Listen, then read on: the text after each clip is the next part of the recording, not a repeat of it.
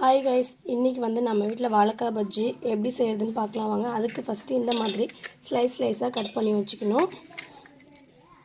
நான் 1 கப் கடலை மாவு எடுத்துருக்கேன். அடுத்தது இது வந்து அரிசி மாவு. நான் வந்து மிளகாத்தூள் அரைக்கும் போது அந்த அரிசியில் அரைச்சிடுங்க, அதனால தான் அப்படி கலராக இருக்குது. நான் மிளகாத்தூள் சேர்க்க மாட்டேன்.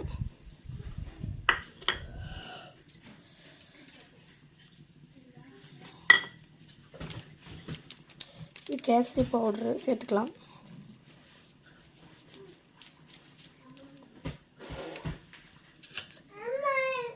கொஞ்சோண்டு உப்பு சேர்த்துக்கலாம்.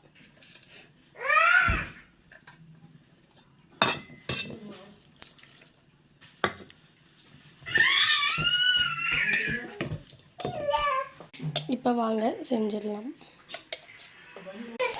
வந்து இதுக்கு சோடா மாவு சேர்க்கல, ஏன்னா வந்து எண்ணெய் உறிஞ்சிரும்.